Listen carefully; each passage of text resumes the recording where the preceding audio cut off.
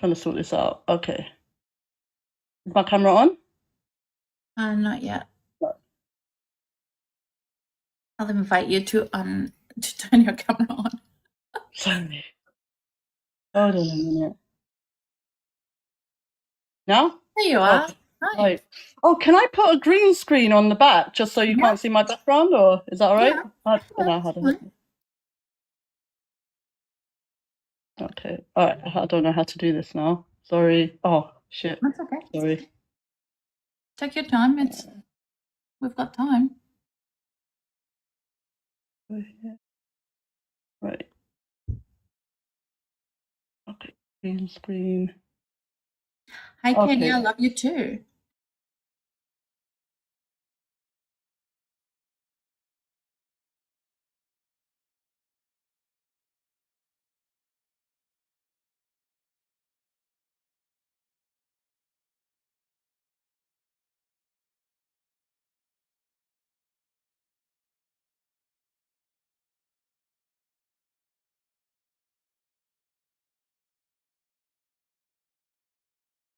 Right. Is that all right? Hold on. Yeah. No. Put my face in it. I'm just putting it in the holder. Oh, God. Almost made me leave. All right. There we go. Okay. Right. Am I in? You are in. Okay. Right. Oh, this should be interesting. Hey, look at you. You look nice. Not too revealing. Not too revealing at all. Nice hair and all. I approve. You and yourself. You look good. You have to tell Atlas that he looks good while he's asleep. Oh, you look good. Was it Alex? Atlas. Good. Oh, Alice. Atlas and Shiro and Cosmo. Girl, boy, or? All boys. I've got a pack of dogs. How do you know they're boys? Well, I tend to humanize my dogs.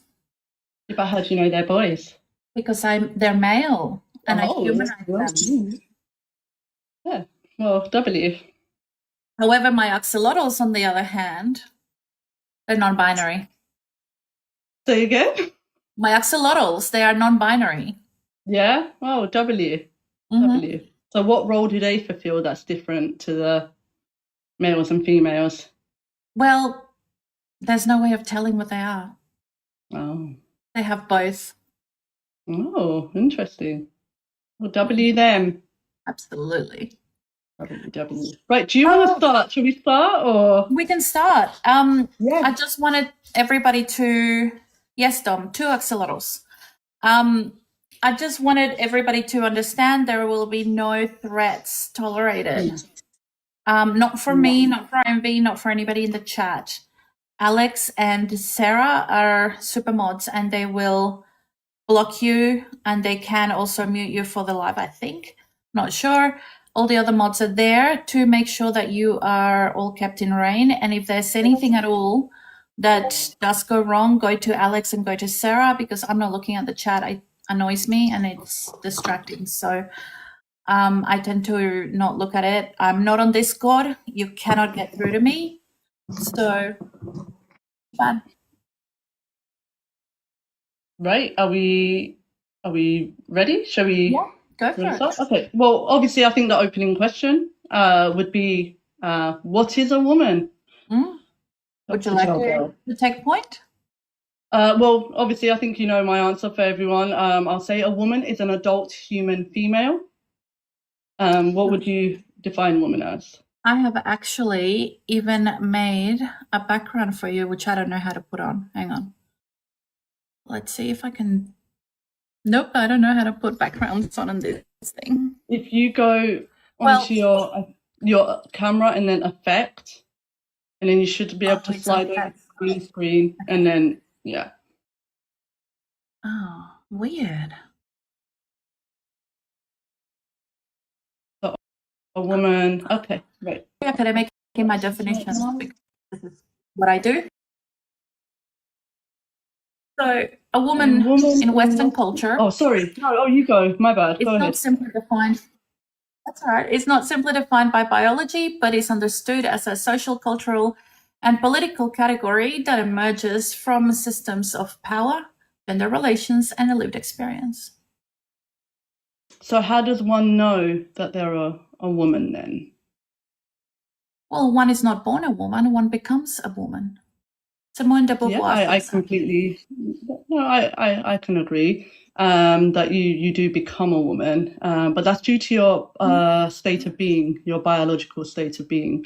So if you're a juvenile human female, we would call you a girl, and if you're an adult human female, then we would call you a woman. I do agree, we are more than just our biology, so there's no like thing there to say that, oh, it's a reduction down to our biology. We are human, we have feelings, thoughts, we want to participate within society on an equal footing toward, against men, not against men, with men. So we are more than just our biology, but we are defined by our biology. What we are and who we are is two different concepts. Would you agree that gender is a social construct?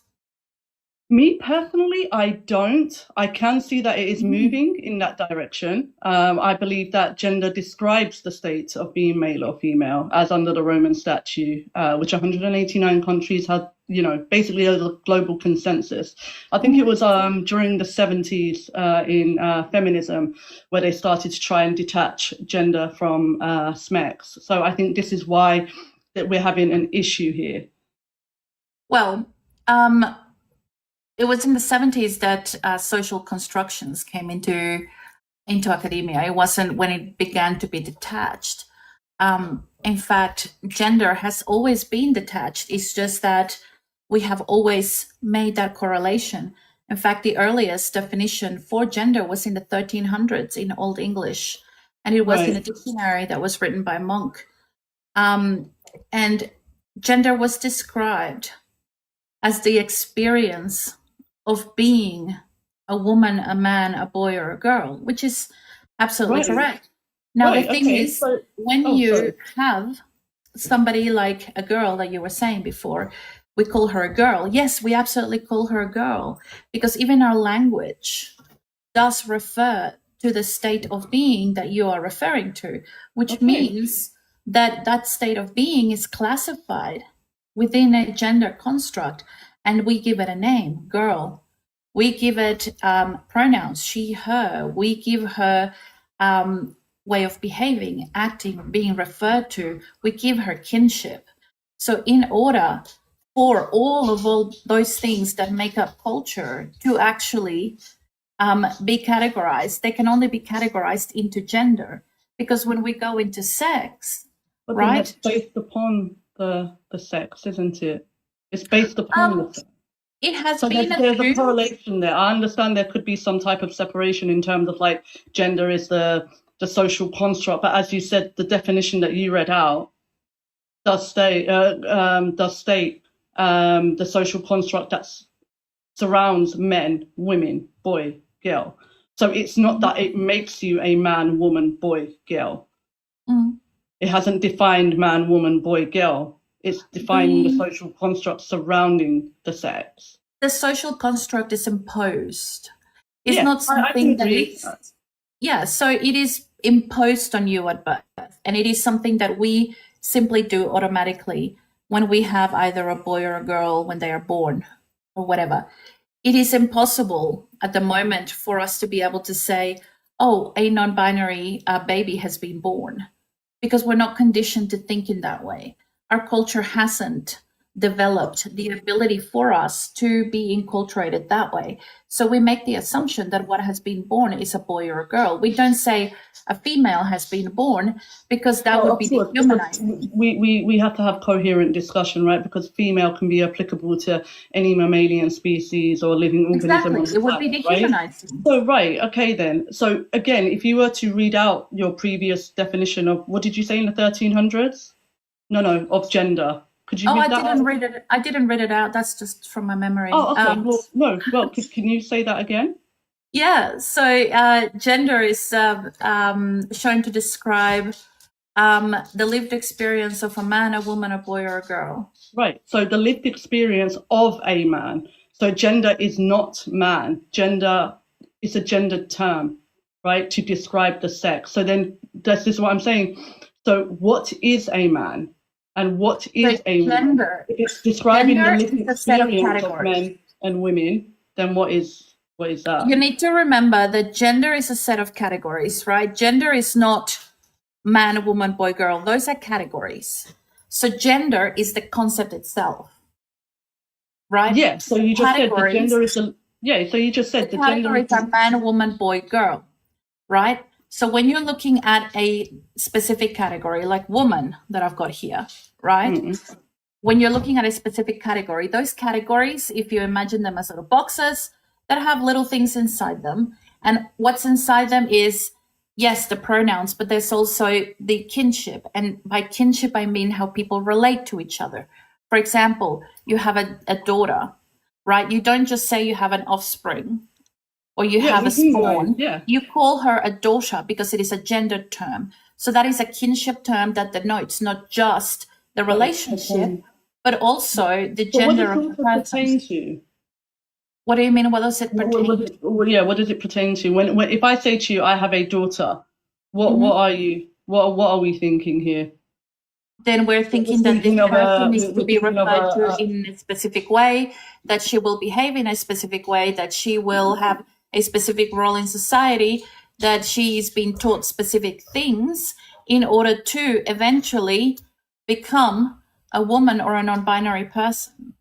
Yeah, right. But again, these social categorizations, I feel that it's a reinforcement of sexist stereotypes to say that if you are a girl, then this is how you're going to behave. And we understand through feminism that women have combated these sexist or rigid gender roles, right? We wasn't able to participate within society, and that pertains to the female sex. So when we talk about the patriarchy and things like that, it was the male sex oppressing the female sex, right?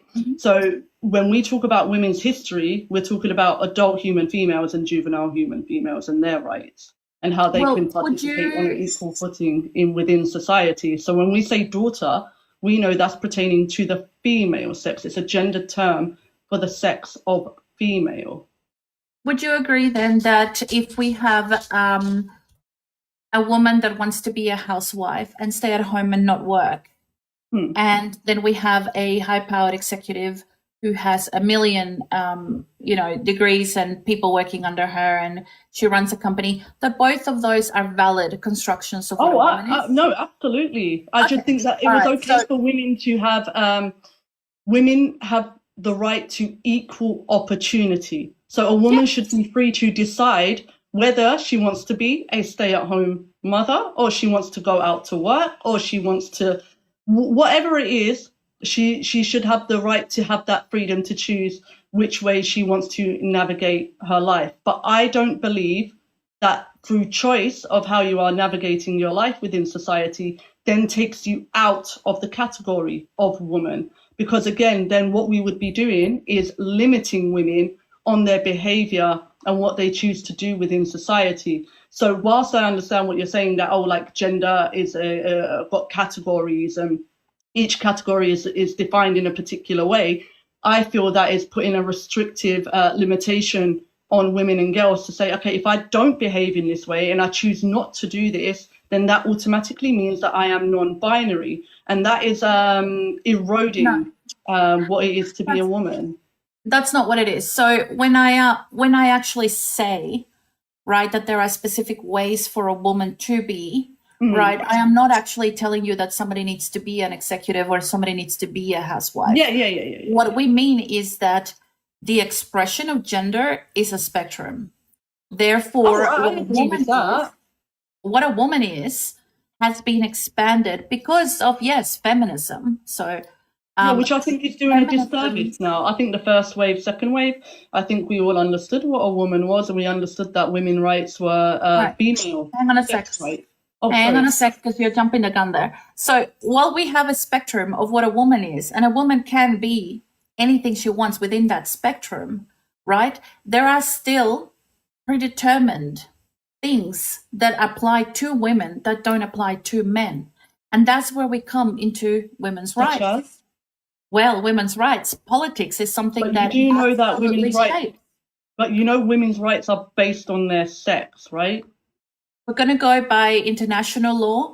We can go into the interpretation of that particular international law, which is ambiguous at best, and it has been interpreted as being based on sex-based, or it has been also been interpreted as being gender-based. There are two sides of the argument. I know where you stand. You know where I stand. We're not going to find a common ground in it because we are not lawyers and we are not human rights advocates. So we're not going to be able to unpack the nuances of that particular international law. But if you go, I think as members of society, I think we have a right to challenge what that is because it impacts rights. I don't disagree with your right to challenge, Envyy. But what I'm saying is that we both have positions that we know we're not going to bridge. So there is absolutely no point debating that. However, what we can talk about is the positions that individual countries have taken. For example, in the UK, the law that has been implemented that actually states that a woman is a female of any age. Do you agree with that? No, I absolutely do not agree with that. I disagree with that too. No, I don't. But one of the understandings that I found within the Equality Act for making that statement is there would be unfortunate circumstances where young girls may end up in a situation, if you know what I mean. I don't want to get to, do you understand what I'm saying? When a young girl, she's gonna need assistance from women's health. So when they do that, I don't agree with it. I do think it needs to be specified a lot more. But when they say a female of any age, if something was to happen to a juvenile human female, then she would be accessing women's health to deal with that issue. Look, I think that whatever doctor a child can access will be down to their parents. Personally, both my children have had both male and female doctors, and I really don't have an issue with either. It doesn't really matter which doctor you're accessing. Can I just clarify? I think there's been a misunderstanding here. When I'm saying, like, if a young girl is in a situation or falls or something that. So she's going to be taken care of under women's health because only women, not all women can get pregnant, but only women can get pregnant. So therefore it falls under women's health. It's not called girls' health. It's called women's health. So then that's the route she'll take. So that's my understanding of why the Equality Act was written out as such. But I do agree with you. I do think that a little bit more specification and clarification would be good. Right. So that's, the definition of gender and women and whatever else. That is also a political issue, which is why, right, the category of woman and man in Western culture are so politically charged and relevant, right? So there are distinctions, not in the sex or in the gender itself, but in the way that women are treated under the law, which is why when we look at the definition that I gave you of what a woman is, right? What a woman is today, everywhere in the world, has been shaped by politics. Right, yeah, I understand. Can we, very quickly, so a woman in Western culture is not simply defined by, so we could put man in place of woman there. So what's the differentiation between man and woman then, if it's not biology? Well, the way that the world treats them, the lived experience, the politics that go into it. Men don't have their bodies policed. They don't have their bodies legislated against. But they actually have a privilege that women don't have. Yeah, right. So you just said men don't have their body policed. It's because their bodies are male. And women have their bodies policed because women are female. Not necessarily. Yeah. I mean, okay, then what, without including biology, then what would be the differentiation between men and women, and how do they objectively identify? Can I finish my question? I'm so sorry. How would they objectively identify us in order to treat us as such? Because then I could just walk around and say I am a man, and then I wouldn't be treated in a particular way then. But they can objectively identify that I'm an adult human female, therefore I would be treated in such way. Well, that's the thing, Envy. How does anybody identify that somebody is a man or a woman? If you walk into the men's bathroom looking like you do today, are men likely to agree that you are a man? Probably not, but we use sex estimation. So even if I you think there are a lot walked of there's a lot of factors into that a go into that. We bathroom, can look into skeletal structure.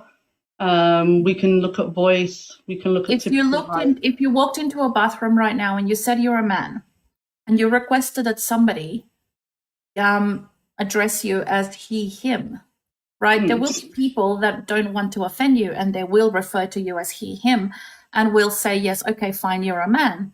However, the majority of people will look at you and say, well, you don't present as a man. Right. I think presenting as a man and being a man would be two different things, right? I think we're falling under some misconception here that men who want to be women somehow magically morph into a female body and we are none the wiser. I do say that there may be cases where you can't always tell. I can absolutely agree with that. Maybe I'd be mistaken sometime, but we all know perception doesn't equal reality. The same way a 15, 16-year-old child, people might believe that they are 18. That's not the reality. That's just somebody's perception of objectively identifying the biology, right? The physical material. This is that. So I'm sure though, if I was to go around and say, oh, I am a man, then maybe people would be like, oh, that's a trans woman. And they would, be like, oh, okay then, I've never had that issue in my life, but if I was to go out on the street and say, well, no, I was born male, and I'm a trans woman, then yeah, I think people may, yeah. Because people don't want the question. People just want to get on with their day. So I don't think people are going to sit there and, go on and on and on. But I think we can objectively identify whether we're in the presence of males and females for the vast majority of the time. And how would you define reality? Something based in fact, objective reality, with like whether we are, how we feel about something, whether what we think about something, whether we are conscious or not, the fact will still remain. So to me, that is objective reality. Okay, so for you, reality is fundamentally based on your perception. No, because perception doesn't equal reality. I could look at something and mistake it for, I don't know, I'll give an example. Maybe I'll look at a rose and then I might not think it's a rose. I might think it's a tulip or something. I don't know. But the reality is it's not a tulip, it's a rose. And the objective reality is that it will remain a rose regardless of my interpretation of it. I can have a subjective feeling about that objective reality, but my subjective feeling doesn't warp the objective reality that I'm looking at. And how do you determine what objective reality is? Because it's the fact still stands, whether it's independent of the mind. So for example, a tree is an objective reality. Whether I see a tree or not, whether I'm unalived or not, whether I think about trees or not, regardless of how I feel about trees, the objective truth is there are trees. There's nothing I can do about that. I could go around with a chainsaw, maybe. Are they always called trees? I don't know, actually. See, the thing is, right, you can objectively see that there is something there, right? Yes. It can be a tree, it can be a shrub, you can classify it as a plant life, you can classify it as a bunch of cells, you can classify it as a hell of a lot of things. Right, the classifications are humanly applied because we like to classify things. We like to put things in little boxes, right? There are very many ways of defining tree. However, that tree doesn't necessarily need to be called tree because it'll have phenotype, it'll have classification, it'll have a family, it'll have, so on and so forth. So it doesn't matter what you call it. Right. Well, it depends, right? So we have to have language is created so we can have a coherent discussion. So there has to be a consensus on what a lighter is, what a phone is, what a tree is. Then that way, when we are engaging in conversation and I say tree, you know what I'm talking about. And then if we want to branch off and say oak tree, maple tree, then we get more specific within that. But the objective reality will still remain, regardless of our interpretations of that objective or that object within society. It is still going to exist, whether we like it or not, whether we agree. So we could actually change the word tree to blimmer, right? And then maybe in 1,000 years from now, what we know as tree would be a blimmer, but the tree doesn't change. But at the end of the day, the concept around the tree changes, but the tree itself does not change. The tree itself, if I say tree to you, the image that you will conjure up in your mind has been taught to you from your lived experience, depending on your enculturation into your current existence, right? So what you imagine to be a tree is your own perception of a tree, not reality. No, what you are imagining is your own understanding of a tree. So what I have imagined in my head as a man is my own understanding of what a man is. That's what makes it subjective. You're making it subjective, and you're trying to reality when you look at it that way is not objective at all. When you look at the fact, it's independent of the mind. It absolutely is. You need to be very, very specific. You will need to be very specific in order to be objective. So if you're going to be objective about a tree, you will need to tell me it is part of this family, it has this classification, it has this genus. Yes, because then I will be able to conjure up the image of the exact a 5-year-old knows what a tree is, but they don't know the mechanics and everything behind it. I think it'd be silly to say you need to know everything about something objective in order for it to have some type of standing. No, we don't. I don't know the mechanics behind a lighter, but I know a lighter when I see one. I don't know the mechanics behind a car or a vehicle, but I know a vehicle when I see one. I'm not. I think it's So what? I'm a little bit confused here. I mean, the point is, regardless of how we interpret language, and I agree, language can change and evolve.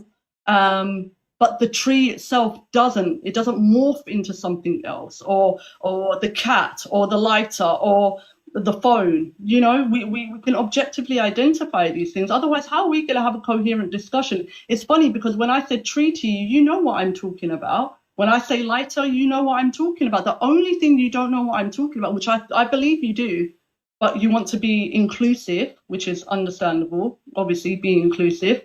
But I don't believe in including males within the female category because it erodes rights that have been given to us.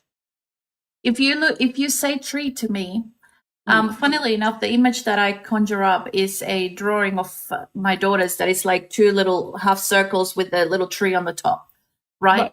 And that is tree. When somebody says to me a tree, I imagine that. But that's not what you're saying to me as tree, because you perhaps are imagining a apple tree or a eucalyptus tree. They have a commonality. Yeah, but it hasn't been classified specifically for me to be able to understand what you are saying. So while you are telling me and giving me a broad understanding of what you think tree is, right? My understanding of tree is different. Because for me, when I think tree, I think of my kid's drawing.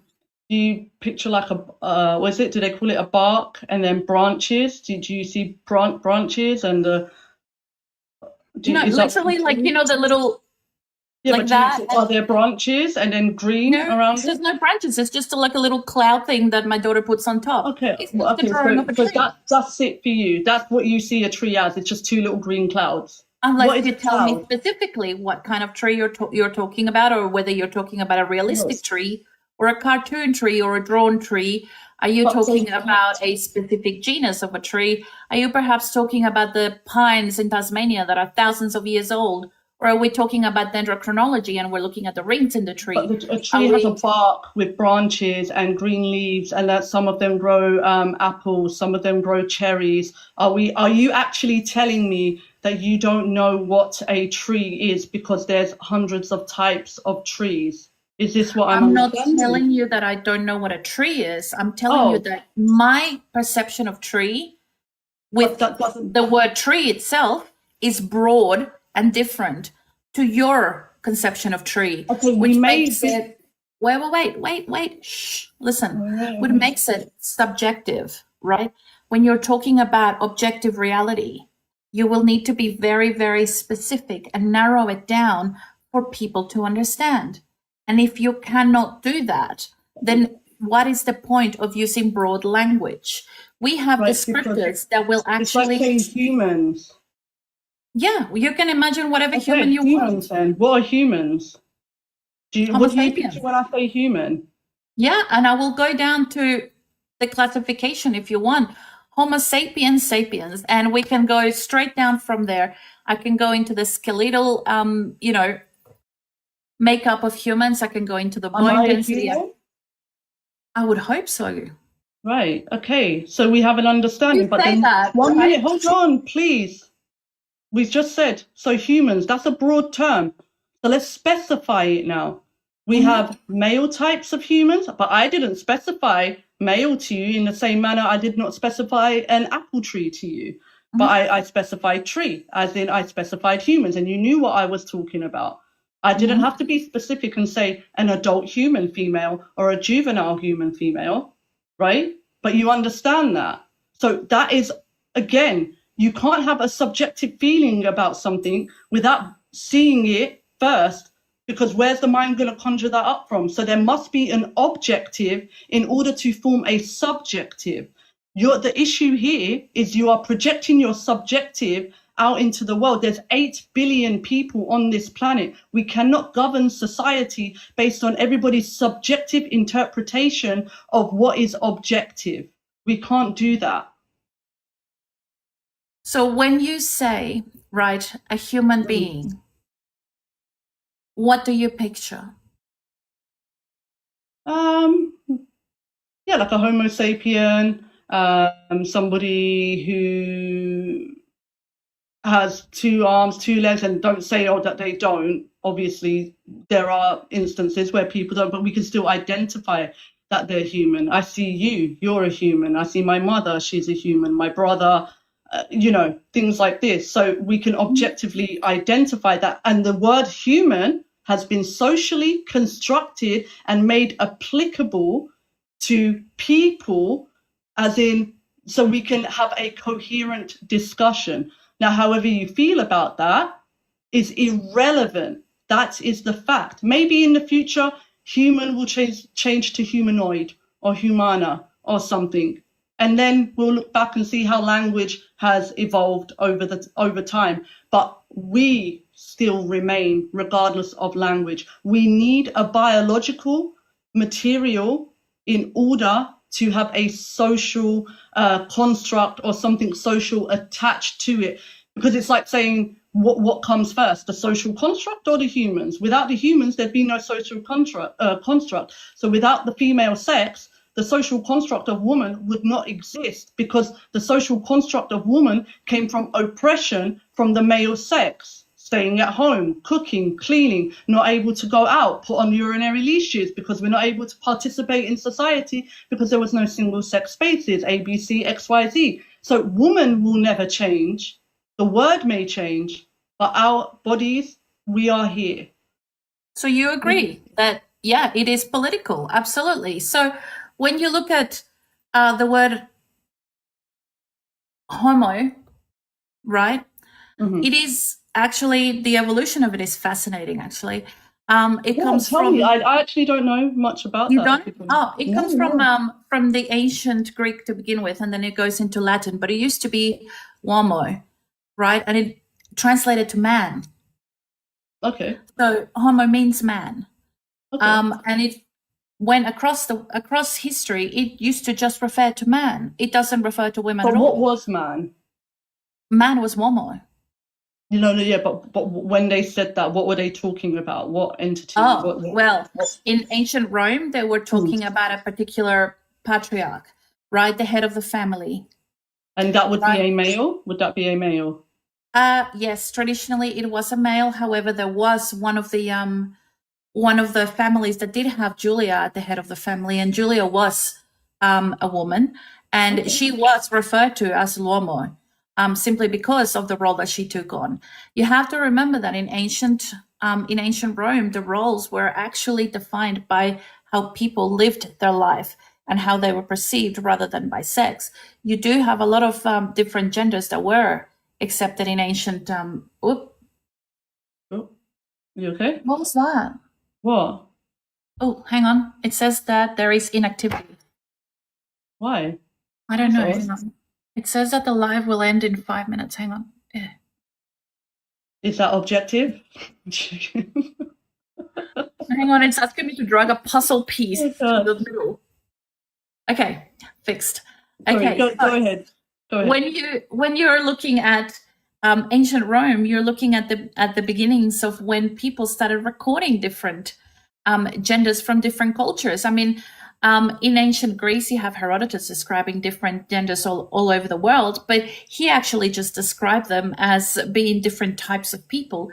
But in Rome, you have Pliny Minor actually describing different genders and saying, hey, these people actually have a different lived experience. And it's kind of like we differentiate between social classes, and there's an actual comparison that was made back in those days. But yes, uomo, man, hombre, whatever you want to call it, right? That has evolved over time to mean humankind. In the past, it actually just meant man. And that does speak to the dominance of the patriarchy and the influence that it does has in creating the gender woman. Because, like it or not, right? Whilst they're Men did making help create us. They created what we are now simply by oppressing us. right. So that was applicable to the male sex. Mhm. So what was the word for the female sex? Wife.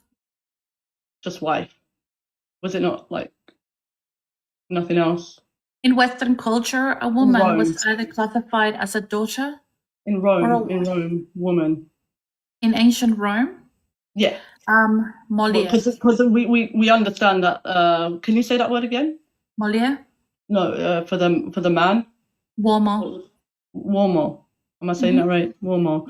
That was for the male sex, and then we had what is it we had It wasn't for for the male sex. It was for the head of the family, the patriarch. right? Okay. So can I check this? Am I able to go onto Google? Yeah. Have a look at the etymology of homo. Let me type in ancient Rome. Ancient Rome. How do you spell that? Did you say woe? Woe? How do I? Uomo. Womo. Have a look. Just type in the etymology of uomo, and then you of homo. HOMO, Homo sapiens. I'm not. I don't think I'm. Can somebody type it in the chat for me? The Womo. I don't think I'm spelling it right. Can you write it in? HOMO. No, not homo. What is it? Womo. Uomo. Yeah. Okay. Is that WOMO? Yes, but it has a little squiggly thing on the O. Ah, okay. I don't know how to do that. So I've typed in ancient Rome Womo, and it's saying the search for ancient Rome Uomo yields no result. Hold on. Maybe it's just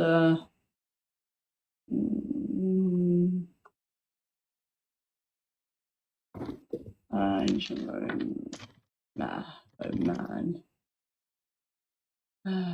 History. Oh. Maybe this way will come up.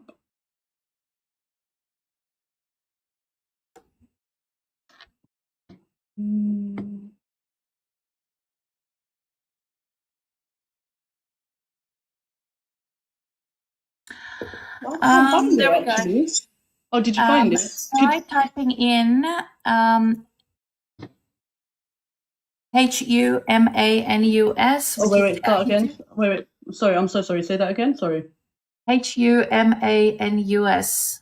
Humanus, which is the adjective form of homo. Ancient humanus, Latin word meaning human or mortal. In ancient Rome, humanus is a Latin word meaning human or mortal, referring to the human condition, but it also plays a significant role in the philosophical concept of humanitas. If I'm saying that, Roman the Greek H is silent. Oh, is it? Oh, okay. Well, thank you. Developed humanistic outlook and focused. So I'm not actually finding what I'm looking for here. What are you looking for? Homo as the genus name? I'm trying to find the WOMO thing. But I'm not finding anything on that. It's not coming up. HOMO is literally, that's all it is. But you said WOMO. Yeah, that's how you pronounce it. HOMO. Etymology. In ancient Rome. I don't know, it's just talking about same-sex. It's speaking of homosexuality. It's based on, your results are based on your history of searches. Oh, here we go. Is this novus homo? Novus homo? The term novus homo or homo novus specifically described a new man who was first in his family to enter the Roman Senate or achieve consulship. Oh, yeah, that's the Novorish. Yep. Oh, that's the Novorish. That's odd. I'm not. But anywho, yeah, no, you can continue though. I'll look. Do you want me to flip my camera around because it's up in my the first results that you're going to get on your Google are based on your history of searches. So if you've been searching up the gay side of things, then it's probably that's why it's coming up like that. No, I think it's coming up because of the word homo. Yeah, that too. Yeah, it's funny. It doesn't come up like that for me. I don't have to search for gay things. I am the gay thing. Do you hear that, babe? Yeah, my person just goes same. I can't. Anyway, when you do have the time to look at the roots of the word homo, HOMO, right? That's where it all goes from. It literally translates. What is it? Can you show us? You said you would put your maybe if that would only if you're all right with doing that. That's no problem. If not, I'm happy to. How do I flip my camera? Fuck. I think there's like a button on. Fuck's sake. No, if it's gonna cause too much, I'm fine. I'll just maybe you can send it to me on Discord and I'll send it. Oh yeah, I can send it to you on Discord. Should we do that? And then I can we can do it that way. And then in my own time I'll have a look at that. It'll be interesting to read. Yeah, because I actually don't know about that, to be honest. Now don't feel like you have to I don't think it's that detrimental into do you know why? Because I've got a green screen, that's why it's doing that. Hang on. Haha. Oh right, here we go. So when you look at down here, you've got Homo sapiens, but here you go, the Latin homo, which means man or human being, right? Oh, that human being was added later on, right? Human being was never the definition of homo. Homo was just man. Right. And what was man? Man is the patriarch, the head of the family. Like you read before, it said that homo was homo was novo homo, so the new man, right? The new man in the Senate. That is literally somebody who came to the Senate to be the new person representing the family. I don't know how to fucking turn it all around anymore. I hate this thing. I fucking hate technology. Yeah. There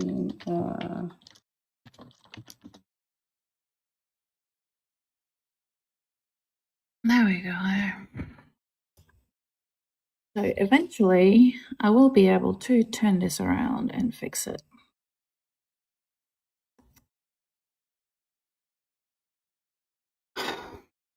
And the word femina, that was for women, correct?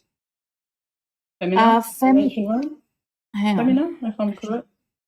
In ancient Latin, femina referred to.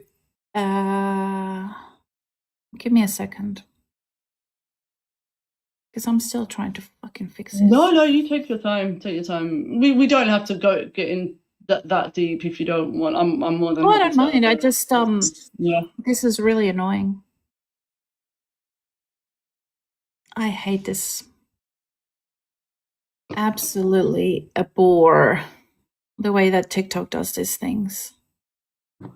Why can't we just have a Zoom meeting? I don't even know how to work Zoom. Really? No. Yeah, no, really. I'm gay. But I'm gay too. Oh, God.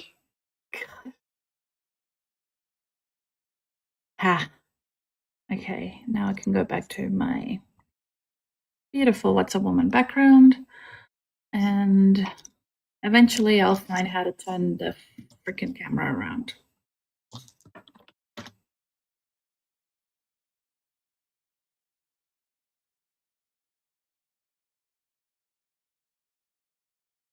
There we go. Okay, so this sounds like masculinity and like femininity, because here I'm kind of seeing something with like the term vir was reserved for adult freeborn Roman male citizens, indicating high social status. So then would you say that that these terms were like on the basis of like maybe social status, as you said, homo, sorry, was to somebody a head of the household, which you know, sometimes like, you know, when I was younger and I used to hang around like with my guy friends, that they'll say, oh, you're one of the guys, you know, like that, but they knew I'm not a guy, they know I'm still a woman. So I think maybe it's just a term on like a social status. Rome was very much based on social classes. So you had the seven main families of Rome, which were named after the 7 hills of Rome. Those 7 families had a head of the family, and then they had their underlings. So each of those families had a head of the family that represented them in the Senate, but they also had their little underlings that were senators as well. Then you also had the women. You know, when I go off the camera, it's because I'm just taking a sip of my drink, because that's fine. I did that before and then it was like alcohol, and you know what I mean? So I don't want the live to get like reported. No, that's fine. So you've got the different families, and they all had a lot of money. They had all the control of the political power. All of these people, right, had slaves, but they also had people that worked for them who were also Roman citizens. But citizenship was not simply given to anybody that was born within the empire. They had to earn it. So it was based on merit, right? Right, okay.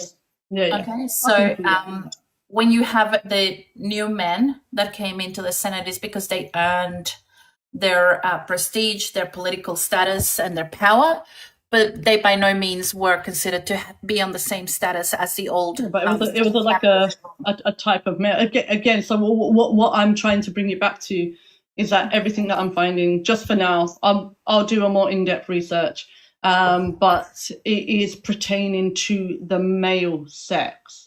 And yes, I can agree there may be outliers where women took on a role like that and became head of the family, but it was still understood she will go down as history as one of the women who took the role of a man and was head of the family. You described her as a woman who took on, you didn't say to me a man was the thing. You said a woman took the role of a man and became head of her household. So you're understanding the difference between the genders, the sexes, and that man was pertaining to male and that woman pertains to female. Well, that one woman, Julia, that I was talking about, the reason why I referred to her as a woman is because she refers to herself as a woman. But there were others. Human female. There were others who, regardless of their sex, were referred to as different. Yeah, no, I can see that happening. But the that's acknowledgement always of the sex is there. Sorry. No, I said that's always existed. Yeah. The different genders. So regardless of sex, right? The conception of how somebody is referred to in society has always been determined by society and by the lived experience. So if you have somebody who maybe has the majority of the female aspects or identifiers of sex, right? Somebody with that can identify with the gender that in that culture would be a man, or a third gender, or a fourth gender, or a fifth gender, right? In ancient Rome, you had a variety of genders because the Roman Empire was so big, it encompassed a variety of cultures, right? And back then, during that time, you also had Judaism and you also had Muslims, and you all, actually, no, you didn't have Muslims yet. You also had all of the different tribes from Africa. But the genders who were based on biology. subjects Yeah, of the empire. You also but had the this- Germanic hordes, you had the Druids, and the Druids had different genders as well. Right, okay, so in Judaism, there's no actual verse in the Torah that states that there are 6 or 8 genders. These were done by rabbis when they came across anomalies, i.e. intersex babies or children that would grow up that would display disorders in sexual development. So it would be like me saying that Klinefelter, because if you look at these genders, they all pertain to biological characteristics. So without the biological characteristic, that gender, that term would not have been placed. So again, it ties so-called gender that you are deeming as gender. These were said by rabbis and things like that, but it only pertained, you couldn't just be a tum-tum. You couldn't just be a hydra. Females can't be hydras. It's a male. So again, it pertains to the sex. So we cannot ignore biological reality in and put like gender identity to supersede the biological reality, because then it impacts the male and female sex, as we agreed that the patriarchy is some thing that's male dominated, to oppress the female sex. Hence why feminism was born in the first place. Now, what we are doing is we're trying to separate woman from female as if it's just some type of social class. I'm not saying that it can't be, but it has to pertain to the sex. It is a sex class. We have a social aspect, but to remove woman from females, then we lose our rights get eroded, because adult female fought for this. Sorry, are you familiar with the Talmud? The Talmud? No, I'm not. Talmud? No. No? Okay, so it's one of the other books in Judaism that is sacred to them. So the different genders in Judaism are actually outlined in the Talmud, and it actually That's not the word of God. It's like the Quran. It's like the Quran, right? The Quran is the word of God. It's actually considered the word of God. The Hadith are written things by other people. The Quran is the word of God. The Torah is the word of God. The Talmud is not the word of God. Envyy, the Talmud is considered to be the word of God, and it was actually compiled around 200 to 600 before the time of Christ, and it actually does discuss 6 different categories of people. It actually, one of the descriptions would actually fit intersex people, yes, so but the other one actually does refer to self-made units. It also refers to different lived experiences. So you would actually need to go and have a look at the Talmud. I actually am. So the Talmud is a compilation of rabbis' discussions, interpretation, and legal debates. Legal debates and discussions are not the word of God. And as I did explain earlier, when rabbis were met with babies or children that had disorders of sexual development, that's where they came with the new name. It's like us saying Klinefelter's is a gender, or Turner syndrome is a gender, or Swire syndrome is a gender. Then we can make that applicable again across all cultures. So the I Talmud think is that not the word of God. Please, I don't think we should like insult people's religions by assuming a book written by rabbis full of discussions, interpretations, and legal debates spanning centuries is the word of God. It's not the word of God. I'm so sorry, but I don't think we should be assuming or making assumptions on people's religions like that. I think you would need to look a little bit more into what the Talmud actually does. Because it does expand upon the Torah. And while it does include some discussions by the rabbis and some of the debates of the rabbis, it does expand on the framework for Halakha, which is Jewish law, which is the word of God. So if you actually do go have a look at it, and I am by no means insulting the religion of any Jewish people. In fact, I am actually reading from their own writings, which is something that I have done for quite a bit because of the conceptions of gender within that particular religion. However, when you do become familiar with the halakha and you do understand the what you would call perhaps the canon law of Judaism, right? It doesn't actually talk about the biological imperative of human beings because it already addresses that when it dictates that a man and a woman should marry and produce offspring. It actually does speak about the roles of each of those categories outside of the production of children, because God has already commanded Jews to get married and produce children and populate the earth. So when you actually do go into the definitions of each of those genders, it does speak about kinship. It speaks about how they are to be treated, how they treat each other, how they are referred to, and it does encompass quite a little bit of their lived experience. Now, you did mention you were talking about the biological truth, is it? Is that what you said before? I'm so sorry. Can you repeat that? You said biological truth? Is that what you were saying? No, biological like characteristics. So like developments of sexual disorder. No. You were talking about their biological truth or their biological something or other? Biological characteristics? No. You included the word truth in it for some reason. Did I? Yeah. Oh, I actually don't remember what I said. I'm gay. You know, it happens sometimes. Maybe we could, I don't know, start the conversation again and maybe, biological reality. Is that what I said? That's it. Biological reality. Yeah. Right. Which means it's independent. That's a really interesting concept because it's one of the core building blocks for essentialism. And I actually think that that's quite harmful. No, I don't think I wouldn't say I believe in bioessentialism, but I do I believe that that there are two sexes, and we don't just walk around calling these sexes, you know, juvenile human males and juvenile human females and adult human females.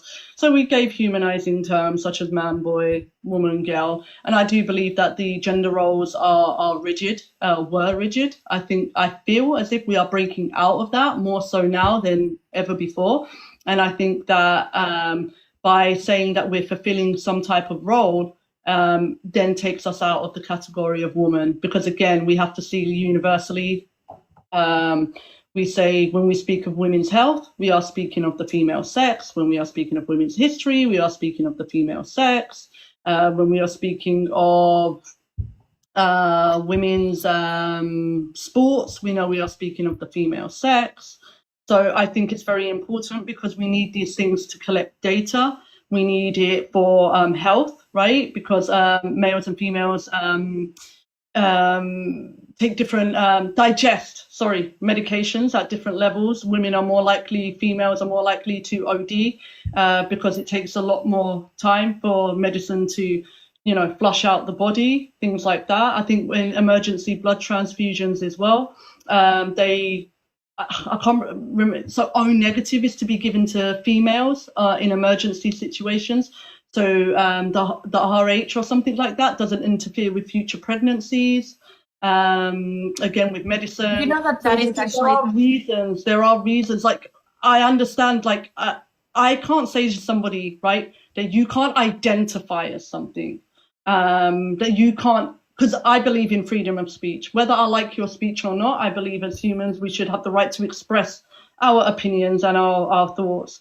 So I think that But you do tell people what they can and cannot identify as every no, single day. no.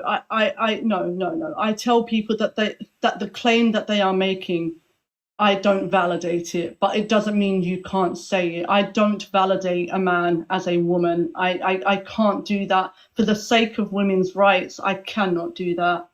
I will not do that because I understand that there are two physical bodies in this world that are male and female, and we navigate in society as such. And I'm not willing to give up women's rights in the name of inclusivity, because we will see females being excluded out of that. You know, we really saw it with the Brit Awards when it went gender neutral, right? We said that we're not going to have best female actor or best male actor. We're just going to say who's the best actor. And not one female was nominated for an award because males entertain the world better than females do, as society is deeming. So I don't think it's fair. In order to have an equal footing. Hang on. Alex, somebody in the chat is actually threatening to dox Echo. Can you please, it's a fake Aziz account. Thank you. Can you just get rid of that person? That's not on. I won't have anybody being doxed. I'm sorry, but this is a lot of shit. Oh, who doxed anybody you? does any type of doxing in any of these lives, who's cocksucking? They need to be blocked. Yeah, block that cocksucker.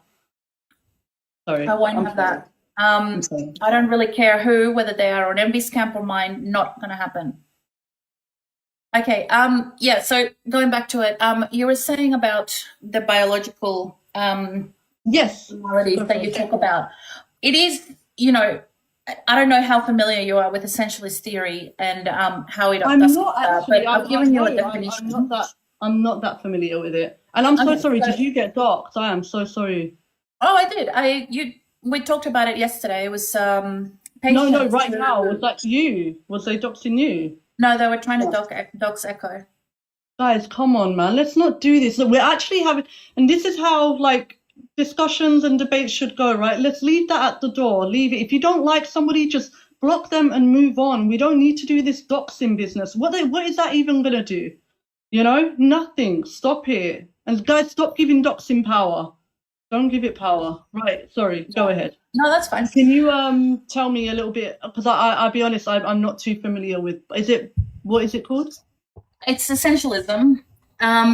You can call it bioessentialism, or I call it. It's the original name of it. It's called essentialism, and it's the philosophical and social theory that entities have an underlying and unchanging essence that defines their true nature, which is essentially what you are describing with females and women, right? Mm-hmm. That there is a particular that you can only be a woman because you are female, and you can only be female if you're a woman. So that is essentially the core of your argument. No, that's not true. You can only be because female. You can be a female cat. You could be a female dog. But we're talking about humans. You need to be an adult human female. I don't play games with like they do on Debate Talk. I don't. Whatever. We're talking about humans, right? We're not talking about cats. We're not talking about dogs. Human beings, right? So, a female. When you're talking about a woman being female, you have to be an adult human female, because juvenile human females are not women. Sorry. Okay. All right. I'll stop. Right. So that is an essentialist view. That is at its core is an essentialist view. It's a bioessentialist view. It invalidates gender identity, and it denies the legitimacy of trans identities by asserting that gender is fixed at birth. And that is something that is at the core of all of these arguments. You may think that you're about to say that gender is not fixed at birth because somebody's born a girl and they need to transition to woman, but that is a linear transition that is usually correlated by people on your side. So, there would be a necessity for a girl to transition into womanhood. It couldn't, according to your views, it would never work if you have a boy transitioning into manhood, womanhood, right? It would have to be a girl transitioning to womanhood, and that's it. So that is an essentialist perspective.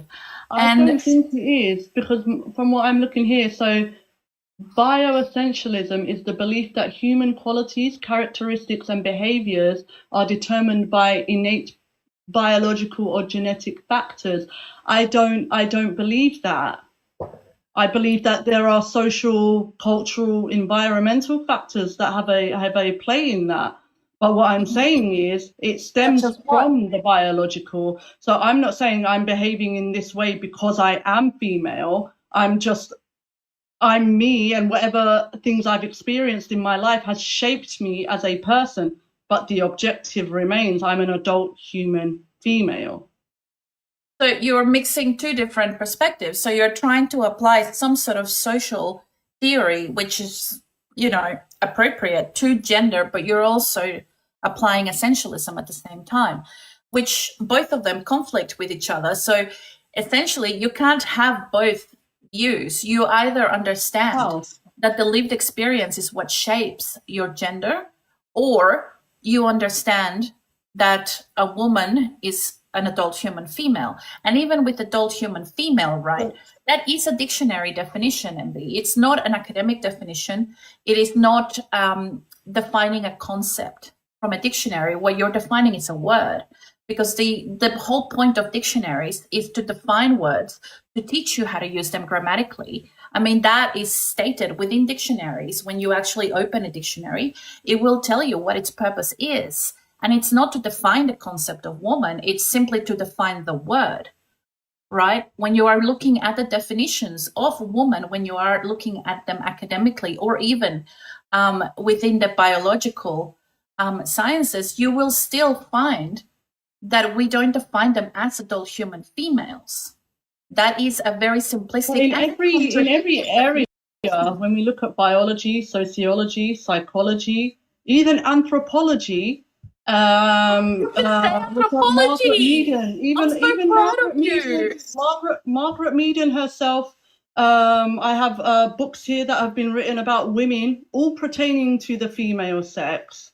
Never once in any of these anthropology books or anything like that I've been reading, none of them include the male sex when they are speaking about women. So again, right?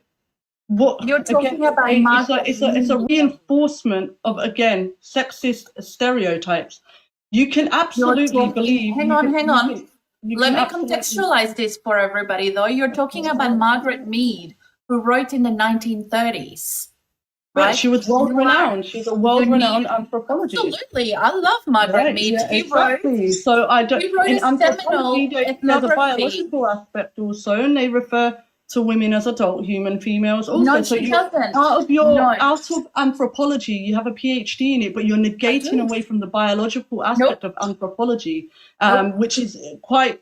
Hang on. Let me try and give you a little bit of context on Margaret Mead, right?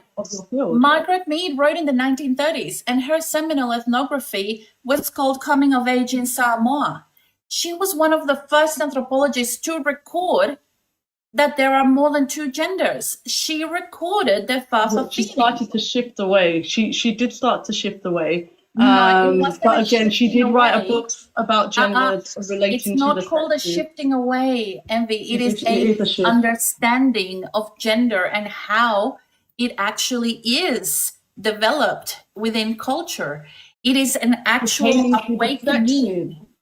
It was an awakening in anthropology. She is one of the most important anthropologists that we have in the world, because she was the first one to tackle the conception of gender at a cultural level. She was one of the first women, and you can't possibly say that Margaret Mead was talking about simply being female and being a woman. She was literally unpacking. Have you read every single book by Margaret Mead? Every book written by Margaret Mead and other anthropologists within your field, within your area, whenever they mention woman in their books, they are talking about adult human females. No, we're not. Yes. No, we're not. You need to Okay, give I me can an bring up actual example. example. Give me an actual Okay. example. Okay, all right, here we go. Wait, I'll get it out. Give me a second.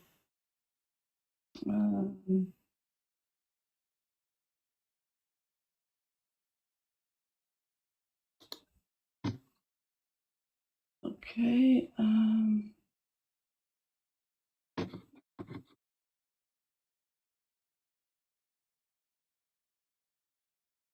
Okay. We have this one here.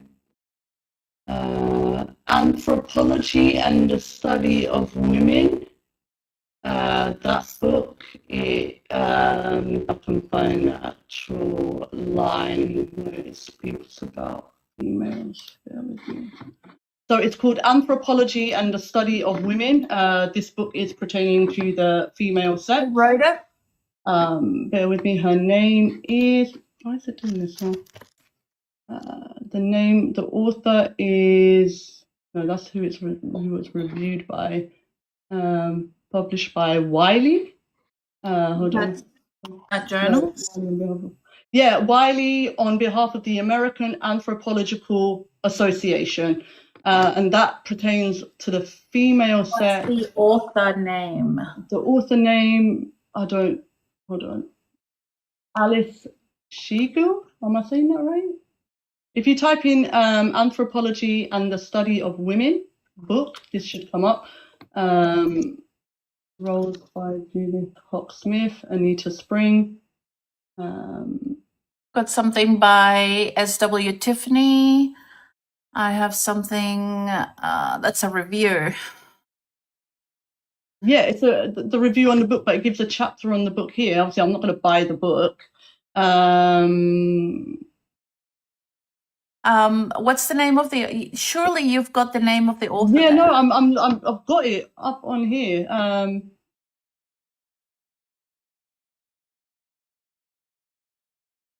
So it's American. Why is it doing this?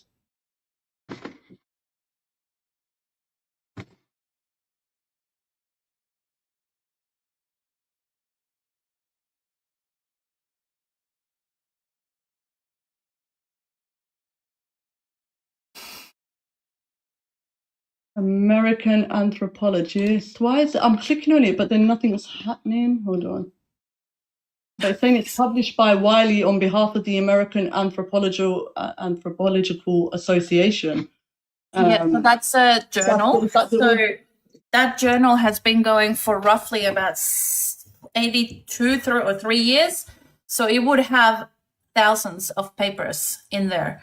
Now, if you want to have a look at anthropology studying gender, right, you need to look at Gail Rubin, you need to look at, Margaret Mead, Sherry Ordner, you need to have a look at Judith Butler. Please look at Judith Butler. You need to look at Ruth Benedict. Judith Butler. You need to have a look at Ruth Benedict. So this is where the contention comes in, right? Judith Butler is a contemporary, but you can look at Ruth Benedict, who is one of the most preeminent anthropologists in the world, who studied, women, but also gender as a whole. You need to have a look at the way that we actually conceptualized women, not just in Western culture, but also in the different cultures around the world. And you need to understand that when you are using the term woman, you are using it from your perspective as a Western woman, rather than. But what is that? It's a circular. You can't say when you're writing about women, you're writing it from the perspective of woman, because what is that? And I've given you a definition of woman, and that is a definition that we use in anthropology. There's no differentiation there. It doesn't exclude each other. I've given you a definition of what woman is in anthropology. Yeah, and your definition of woman includes men. No.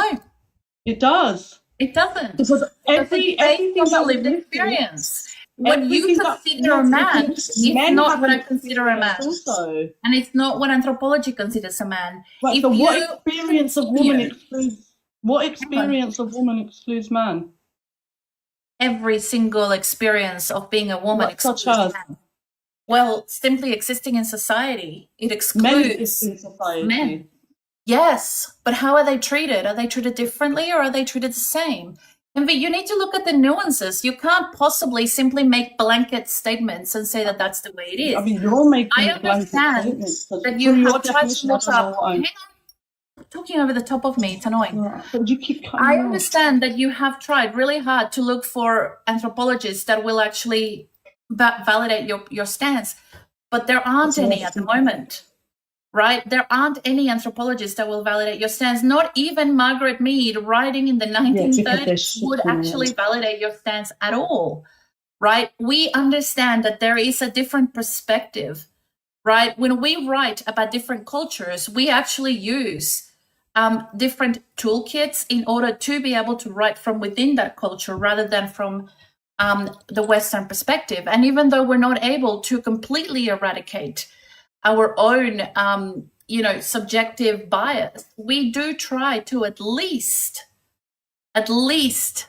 declare our bias when we write. So we understand that woman in Western culture is completely different to what woman is in any other culture. Did she write a book in Coming of Age in Samoa was Margaret Mead. No, I'm talking, is it Gail S. Rubin, you said? 1975. She published a book called The Traffic in Women. Yep. Talking about Terry Ortner, Female, Male as Nature is to Culture. Well, I'm telling you, she wrote a book called The Traffic in Women. That. The title of the book is The Traffic in Women, and she is talking about the female sex. She actually wrote the book that you're talking about. It argues that kinship systems, labor divisions, and symbolic orders of shape is how societies organize gender. That is literally what the book is about. You can't simply look up on the internet and say that this is what the book is about without actually reading it. You will need to read it in order to understand it. Okay, you know what I'll do? Can we have a part 2 of this then? And then I'll read the book and I'll come back to you. Can I give you a list of books to read? Maybe. It depends how many. I'm gay. I can't read that much. I'll send you the audiobooks. Would you like me to send you audiobooks? Yeah, I would love to have a look into what you're talking about. But again, I'm not going to negate away, and I'm gonna say this now. I know there is a shift away from tying woman to female. I know that is happening, and that is what I am challenging. That happened a long time ago, Envy. I know, and I'm challenging it now. Well, you're about a century too late. I'm trying here. I have shit going on in my life. God. You're like, you know what I mean? Like, what the heck? That's the thing, though. Like, you are so behind the time. Well, at least I'd rather be late than never. You know what I mean? Well, if you've got me on Discord now, I will send you a list of. But I want a part 2 of this. And you know what? You might still turn into an academic one day, and I actually don't think that you can actually support this I could never support the erosion of women's rights. I could never support that. Nobody's supporting the erosion of women's rights. It is, because it impacts women's sex-based rights in law. I'm coming from a biological stance, and I think you're coming from a culture anthropology stance. But again, in anthropology, biology is a part of that. So I'm confused as to how you're only talking from the social and cultural aspect, but you're refusing to look at the biological aspect. That's because I understand what a social construct is and how we construct gender. Yeah, but you have this way of you're kind of straddling two different theories at once without actually understanding what each of them mean. So you have the bioessentialist view because you do, right? Whether you like it or not, you do. You can't tell me that's my view when I'm saying it's not. And then you have a partial social view, and you haven't actually been able to understand both of them on their own first in order to come to your own conclusion. But if you do go and do research and you read, I'm all for education. Education is power. And as women, the best thing that we can do in our society is educate ourselves, because if we don't educate ourselves, we're never going to get anywhere, right? And at the moment, the enemy is the patriarchy, not men. right? Yeah. And that is what we need to focus on. The fact that But we are looking but when you for... say men, are you saying that people are just identifying into the oppressor and then people are just identifying into being oppressed? Why doesn't everybody just identify as a man and problem solved? It's because men are... there is a physical material that exists, that are two sexes, two reproductive strategies, right? That their bodies are organized around, and there are 6,500 gene differences between the sexes, both that deserve privacy, dignity, and safety in law that is pertaining to the sexes. This impacts women in sports, this impacts women in law, this impacts women in health, and this impacts women in crime, right? In order for us to have accurate crime statistics, we differentiate them between the male and female sexes. This is why in Japan, they were finding that the female sex on their way to work in the mornings were getting SA'd and harassed on the trains. Through the data, they were able then to say, right, how do we implement safeguarding for this sex class? We will build a new tram, a new train, and it's women only. And by God, it reduced, and only adult human females are allowed on that train. Your ideology threatens women's sex-based rights because it would then include males into the woman category. This is problematic.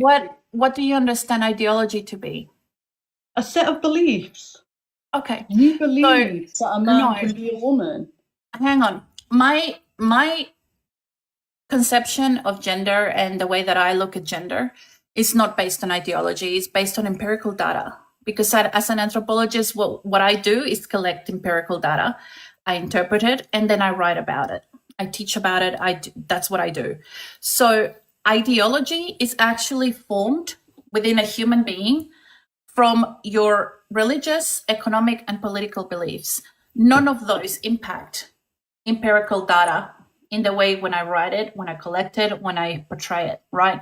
When you are saying ideology about gender to somebody who actually does this for a living, that is not actually correct. What isn't correct? I just explained it to you. Yeah, I heard you, sorry. Okay. Yeah, it's not correct. It's not.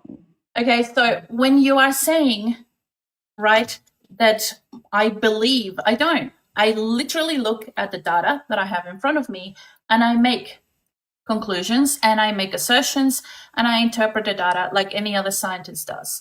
It's not ideology. But it's not science-based because you're excluding biology. I am a scientist. Like evolutionary biology is a hardcore science and you're choosing to ignore it. Really? Evolutionary biology, absolutely. In every evolutionary biology book, as also all these other books, woman is an adult human female. In evolutionary science, which is also called physical anthropology, right? And how do they determine? We understand what we're looking at when we look at a skeleton, and we don't refer to it as a woman, we refer to it as female. Right? Yeah, no, because when you talk, not necessarily an adult, because they're not necessarily adult skeletons. We simply refer to them as male and female. What you are trying to say to me, genders. You are literally trying to use my own discipline against me, Envyy. This is not going to work well.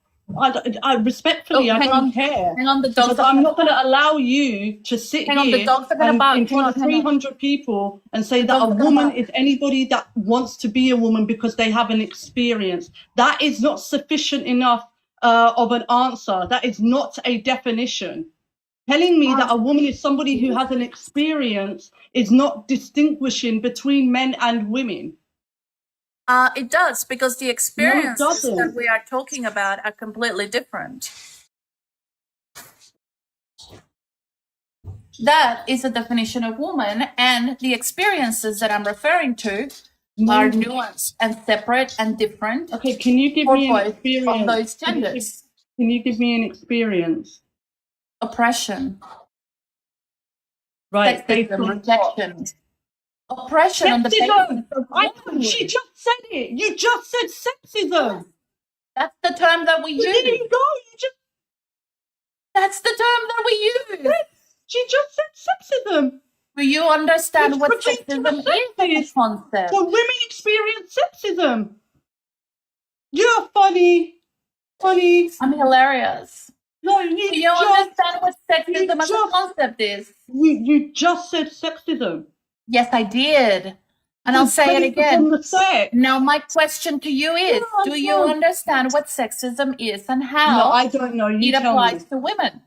You tell me. Go ahead. You tell Do me. you understand how it No, applies to women? I would like for you to tell me what sexism is. Fantastic. Sexism, when we are looking at the lived experience of women, is based on the perception of the person and how they are identified, which means that we go back to our argument about what a tree is, right? So if you walk into a men's bathroom because the women's bathroom is out of order, and you say that you need to go to the bathroom and you are excluded by virtue of being a woman and looking like a woman, right? But what does a woman look like? That will be a rejection based on the way that you look. Right. And what does a woman look like? An adult human female? An adult human female has no actual way of It's like me posing the question. If a 15-year-old is perceived to be of age or 18 years old, does that mean that it would be okay because they were perceived to be 18? Does that make it okay that a 25-year-old would engage in some type of activity with them because they were perceived? Does perception equal reality? That is completely subjective and dependent upon the legal recognition in that particular place. 15.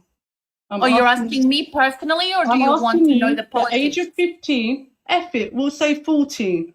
No. Wait. Are you asking me personally my opinion, or do you want an academic response? I'm asking, you can give me both if you like. So I'm asking you, if a child at the age of 14 is perceived to be 18 and a 25-year-old man engages in sexual intercourse, is that okay because they were perceived to be an adult?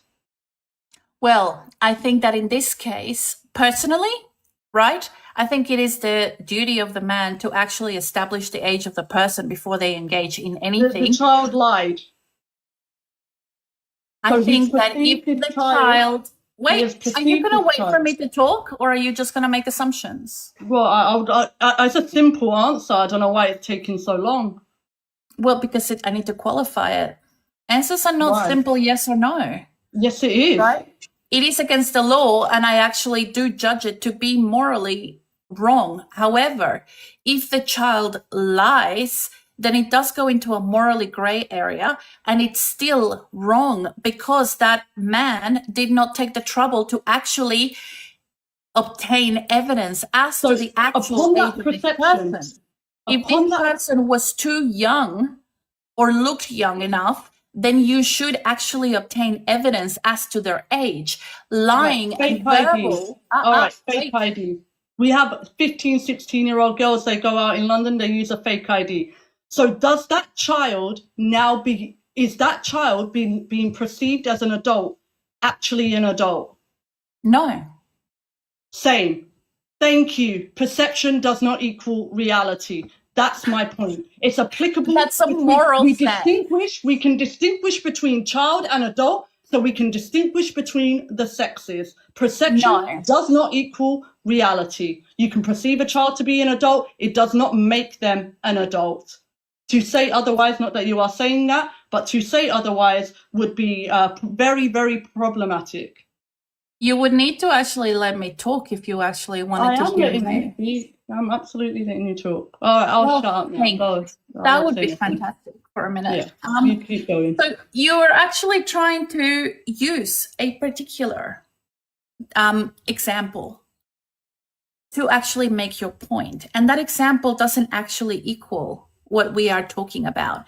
Because at the end of the day, if you have for example, masked lesbian, which we have plenty of in the world, right? Absolutely. We have a masked lesbian walking into a bathroom. She's wearing men's clothes. She's got a men's haircut. She will present masculine in absolutely every way. She walks into a woman's bathroom. She gets beaten up. That perception, regardless of what you call a biological reality, which is, a problematic term for me, right, has actually impacted on her lived experience. And she has been physically harmed as a result, simply because people have perceived her to be a man, right? Similarly, if Yep, go for it. I have never in my life, I think it's rather insulting, to be honest, to equate masculine butch lesbians that people think that they are men. Never have I ever. I'm gay. I used to go out in London, Soho all the time with all the butch lesbians around me. Never have I ever. Do you know my partner is a half lesbian, right? So, babe, how many times have people looked at you in the bathroom? I could tell she was a woman when she walked past the screen. Oh, to me, I think it's a woman, a masked lesbian, in fact. Masculine women look like men. I think it's an insult on them, to be honest. Because if I walk into a bathroom, I can understand from maybe afar, you might say, oh, from the back or something. When they speak to you, when you're in front of them and you're looking at them, you actually think that a butch lesbian looks like a man. Is that what you're saying? And what does a man look like? My partner is literally standing there with her arms crossed, shaking her head. Do you understand the amount of shit that masked lesbians get as a result of entering the women's bathroom simply because they present masculine? No, every time that they walk in, their gender is questioned. Their safety is at stake because people demand that they provide proof of their biology. Yes, they do. No, they don't. Yes, they do. There was recently a woman in the US who had to lift her shirt and expose her breasts in order to prove that she was a woman to actually be safe in a bathroom. It was on the news. It was in the news in the US. So they couldn't see the breast. They couldn't see it. Masked lesbians strap their breasts. Did you know that? What? Masked lesbians strap their breasts. No. They Where do. Where's this coming from? They do. Look at that. When did they strap their breasts? You don't know about lesbians. I've never heard that. Do you not go out, Envyy? No, I don't actually. I'm a carer for my mother. I don't go nowhere. Okay, so look it up. Google it. Masked lesbians, do they strap their breasts? Yes, they do. There's actually specific types of bras that are made for masked lesbians that will compress their breasts. Some of them will even go out wearing a strap on. Yeah, I understand there are binders. From my understanding, it was for women who want to be men. Again, they are trying to take on the male body type, right? So this is saying to you again, so it relates back to the biology, not the butch lesbian. So you think that masked lesbians are trans women? Relax, hold on. I don't know why masked lesbians. So yes, I can look into that, right? Maybe there are some, maybe there are not. But in the case of a trans man, when he goes and gets a double, when she goes and gets a double mastectomy, and she gets muscle tissues and she wants to create a fake penis or something, she's emulating the male sex. So again, we are being told that a man is a male and a woman is a female because they are emulating the opposite sex, i.e. taking cross-sex hormones. Otherwise, that's why is it that you need to have breasts in order to look like a woman? Then why is it they develop gynecomastia? Why are they taking estrogen or estradiol to develop gynecomastia or go get jobs done on their chest to emulate the female sex? Why invert their penises to resemble that of a vagina? That's not what I'm talking about. I'm asking you why. I'm going back to what a woman is. Why does a lesbian need to have breasts? Maybe there are some. Maybe there why are some. Does a lesbian need to have breasts? Do you see how harmful it is for women to have to look a specific way in order to be But that's what identified you're as the doing. That's not what category. I'm doing. No, it I'm not is doing because you are literally saying that mass lesbians want to be men. No, I'm And not. that's what you No, said. no, I'm not. That's what you No, said. I said that. I said masked lesbians don't look like men. I have never mistaken a masculine lesbian to be a man. Never in my whole life. I think we need to embrace women and the varieties that we come in that exclude the male sex. I think you need to look up what masked lesbians look like these days and have a look into, yes, the chest bindings that they wear. So Some why of them do you anyway. do that? My Can you tell partner me doesn't why? wear them. She's Why? masked, but she doesn't wear the bindings. Yeah, but why? Can you tell me why they do that? Because they Why? don't actually feel the need. You're right there. Because they don't actually want to be sexualized by men. Right. They don't want to look a particular way. If we don't want to fit a particular stereotype, then why do we have to? For example, I cut my hair, right? I like it short. I kind of like it short. Think you look like a man. I'm a fan. I don't like long hair though. I like short hair. But for whatever reason, having short hair means I'm a dyke. Yeah, I agree. Look, again, I get abused. I get yelled at by men simply for having short hair. The reason why they call you a dyke is because you are female. So they can objectively, they don't call you the maggot word, do they? They call you a dyke because they can see that you are an adult human female. Again, objective reality. Just because What's an adult, Envyy? it does not mean that you are a man. So that is exactly what I am saying. What's an adult? An adult, somebody who's fully grown and developed. I think is it in anthropology, actually? They do it by the growth plates that fuse together in the collarbone for humans. For rabbits, hares, they do it via the bones in the legs. We're about to get banned. Guys, can you please stop reporting? Start? We may need to restart. I don't know.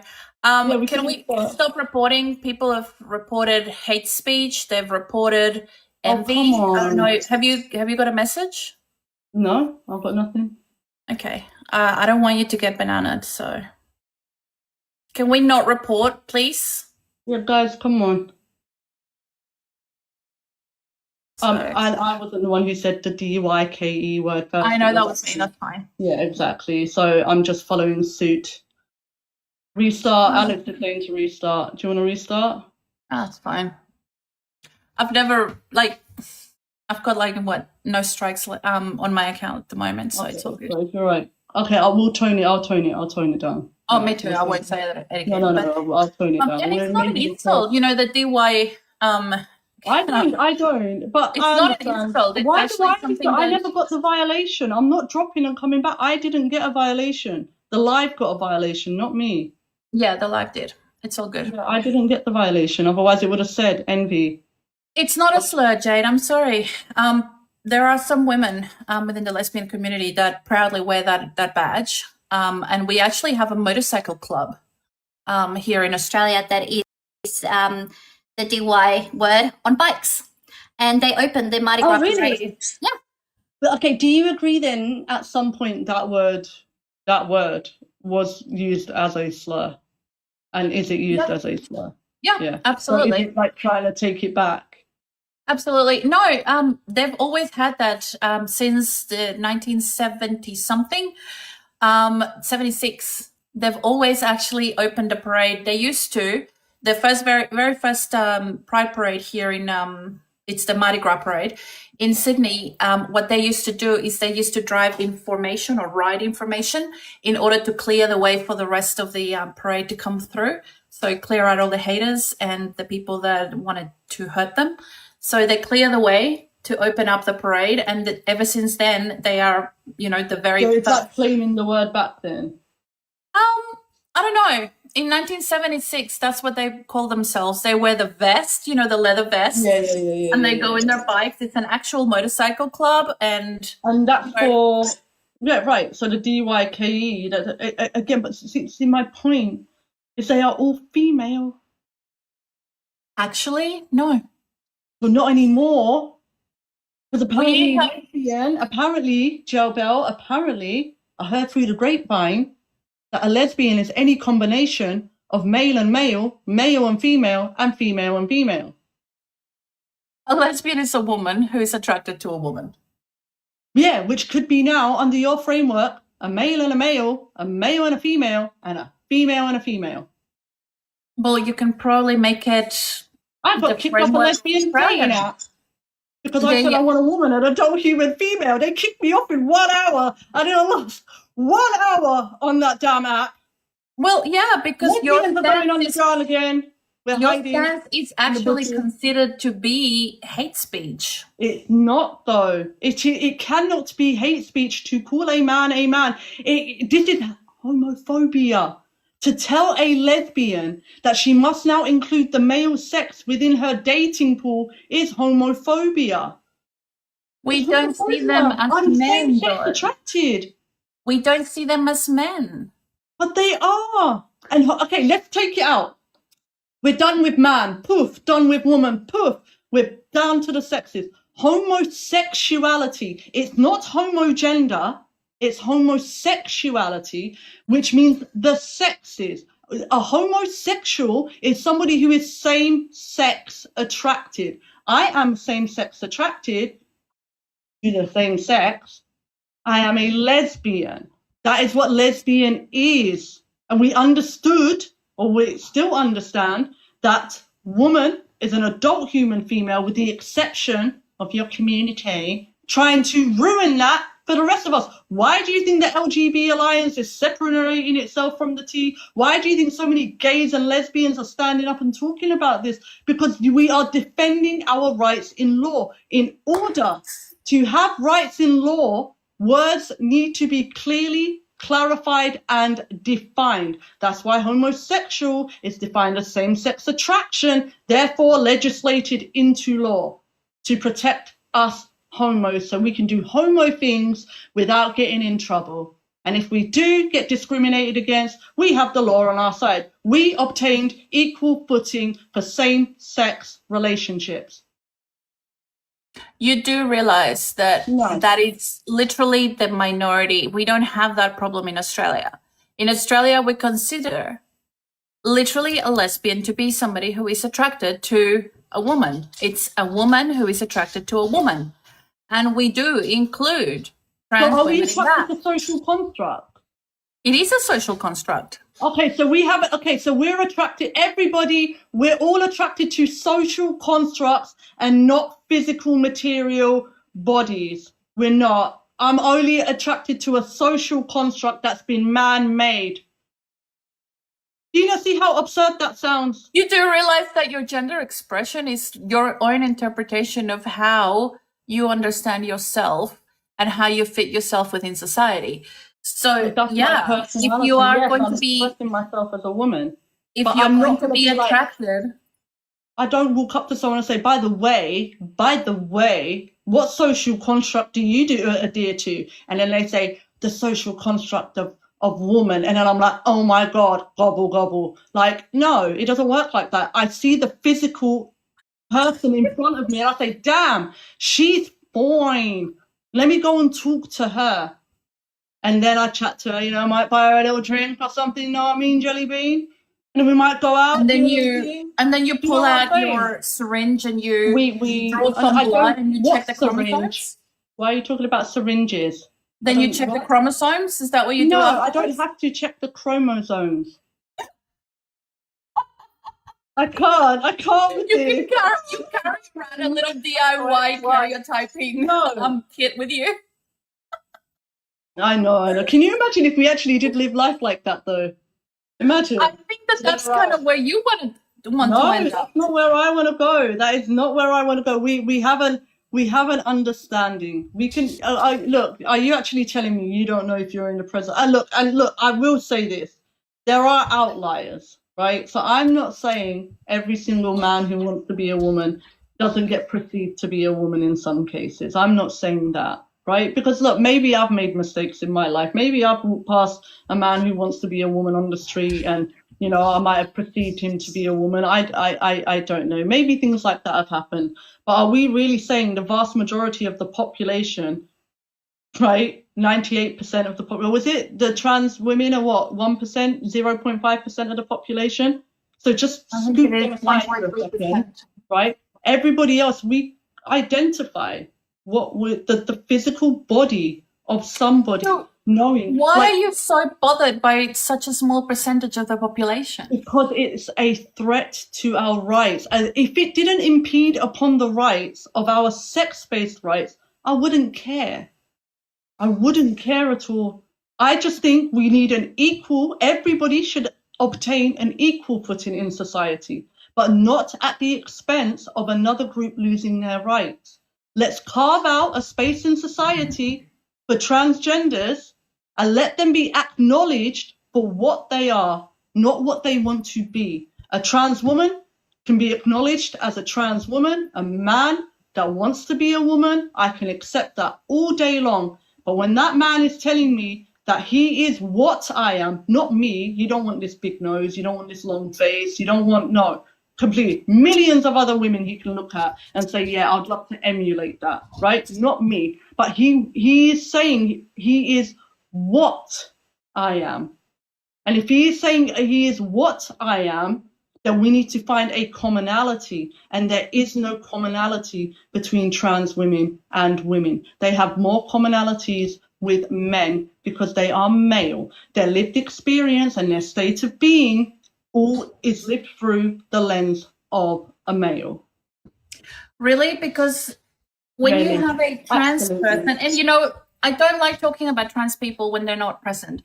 And Okay, I fine. don't, there's no trans people Okay, in the can we- panel. all right, But can we hang do on. this? Well, wait, you were talking nonstop for a minute. Just I want give to me a ask you a second, okay? question. Wait, Jesus. Now, God. when we have trans people in the panel, I'm more than happy to talk about their lived experience. Can we do right? that? But today. at the moment, there are no trans people here, and I am not going to pretend to even understand the lived experience of a trans woman, right? Because they have. I thought their there are lived experience aspects- was woman. Wait, there are aspects of their lived experience that I will never experience, just like there are aspects of your lived experience that I will never, ever understand either. Okay? Guess what? You have a commonality. Yeah, and You I have have a commonality with commonality. trans women You can too. have a discussion. Right, very quickly, can we do this? Can we do Yeah. this? Can we organize another day? Sure. You bring up a trans, and I trans will. woman? Let's Yeah, not dehumanize them. Well, why? That's not Because they're dehumanizing. human I'm calling beings. them what they are. Yeah, No, bring you're them calling them trans. a trans. A trans what? A transcontinental, a Okay, transatlantic? give me a trans woman then. I will have to ask if anybody's willing to talk to you. Okay, if they want to, I'm more than happy with that. And then I can bring one. I can bring a trans as well. Oh, I'm so sorry. I can bring a trans person too. We'll have a look if anybody's willing to, but I will certainly send you lots and lots. Oh wait, and lots I don't have of any reading. trans friends. They don't like me. Aren't you friends with Wait, I Chloe? think I can find one or two. Aren't you friends with Can Chloe you anymore? organize that? Huh? Aren't you friends with Chloe anymore? Oh yeah, no, yeah, oh, no. Yeah, but I don't think he debates. I don't think Chloe's he not a debates. trans woman? Yeah, no, he is, but he doesn't debate. I don't He debate doesn't either, debate. Envyy. I don't know if you've noticed, but I don't debate. I teach. That's all Why I do. not? You're an academic. Yeah. Because when I do debate, I debate on an academic platform, which is not TikTok. It's the rules here are not the same as in real life. The crap that goes on TikTok is not what goes on in real life. This is not a debate. This is all pseudo debates. What happens on TikTok, what happens even on all of those, Matt Walsh little discussions, those are not debates. That's a show. No, no, because I think we're challenging each other's like viewpoints, right? And I do believe it's a debate, maybe not in the terms like maybe that you're seeing it as, but it's absolutely a debate because we're discussing and challenging each other's viewpoints. A challenge of viewpoints has nothing to do with debating, though. So what would If you you're, say a debate is? you would What actually would need you to challenge classify? an actual Oh, position. my phone really dropped. What would you classify? You would actually need to as a challenge debate? an actual position and discuss the topic from beginning to end. You can't Well, yeah, even that's what decide our whether view you're a is. Yeah, so what I'm bioessentialist or a challenging your socialist. position as an anthropologist. Envy, you've told me that you believe that there is a social aspect to gender, but you deny that there is a social construction, and yet you go with bioessentialism. You're all over the No. You're all Say over the that fucking now. place. Your belief system is a spectrum. A spectrum. No, what do you mean? Well, you've got bioessentialism, then you've got social constructs, but you keep talking about biological realities. No, because bioessentialism, from what I read, was believing that our character and everything is within our biology. No, I understand events in society, our environment can shape us, but it doesn't shape me out of my woman body, Jelly Belly. That's because you're a cis woman. No, it's because I'm an adult human female. Even This is what I'm saying. You've got a spectrum going on. I really want me and you to organize a trans debate. And I understand, I get where you're coming from. You don't want to do it unless there's a trans person on the panel. We'll make it specific, a trans woman. But I would like to bring one more person with me as well. So you and your friend and me and mine. If anybody wants to do it, discussion, not a debate, a discussion. If anybody does want to do it, they will reach out to me. I mean, they're all here, but I'm not going to force them into it, and I'm not going to campaign for it because I didn't even want to do this one. I don't see the utility of sitting here discussing that with somebody that is not going to change their mind. You know why? And you're not even open to learning. Like, you're open to reading books, fine, but you're not excited by it. And I understand that I'm not going to change your position and I'm not going to educate you, right? So I don't really see the utility of it. Can I tell you the utility of it? Yeah. Well, from my subjective perspective, right? Your perspective is always subjective. That's what I'm doing. I'm just being specific. Right. So the utility is we have hundreds of thousands and millions of people that are on this app. There are people in this live right now that some are on your side, some are on my side, and then we have those that are confused on this topic. New people that are just finding out about this. And I think it's important for both sides. You have your views, I have mine. Although I know I'm not going to change your mind, and you know you're not going to change mine. But through our discussion, we are going to change the minds of the viewers. And that's how I see it. Okay. That's how I see it. That's what I like to have these discussions. I know I can get a little bit fucking cock. I can do all of that. I can do that. But it comes from a place of light-hearted banter. And I know you find it funny too sometimes. But I can pull back on all of that. I don't insult people, and I wouldn't want to expose any trans person. I'm not doing it. No, I only call them cocksuckers when they call me like a carpet muncher or something, you know. But I don't, the amount of hate and vitriol that we get is, I don't know if you get hate mail, but I get unaliving threats. Yeah, me pretty too. much daily. And but you know what you do, Gelbell? You tell them, bitch, I'm still here. No, I just don't listen. No, I don't really care. It doesn't bother me, but I would be upset if it bothered other people because trans people at the moment are very much being hated by the world because of the new way of the political tide is turning, right? So they actually do get some really horrible shit. And I don't want them exposed to that, not on my account, right? Okay, so you want to come to my live? Ha, you won't do that. Never. Going into your live, Envy, you tend to pull a lot of people up and let them pile on people. And I don't appreciate that. I don't like being spoken over the top of. I don't like being yelled at. Even the shit that I'm getting like from your supporters recently, it's just not nice. Yeah, no, hold on. Can I clarify about the box? I want to clarify. I'm going to give you this though. A little while ago, yeah, what I would do is I would have a full panel debate, right? Because I always said to myself, Gelbell, that, you know, I want my platform to be a place where women can come up, men can come up, and we can all talk. And then I did realize, I said, hey, it's not fair having 1 on 5 or 1 on whatever. And so you know what I've done? If you'd care to even look, sorry, I'm so sorry.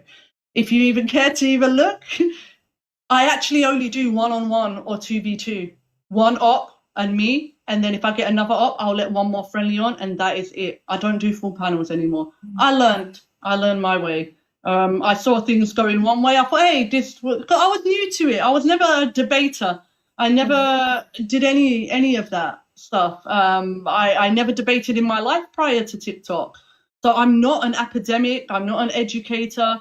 I would say maybe I can be some type of debater right now, but I wouldn't say I actually even came into this as, oh, I'm here to debate. It's something that naturally grew, and then people would come in my panel and we'd talk, and it would only be 1 off, but I did absolutely I shut that down, and I only do 1v1s and 2v2s now. And moving forward, that is how it's gonna go. I'm not here for the pylons anymore.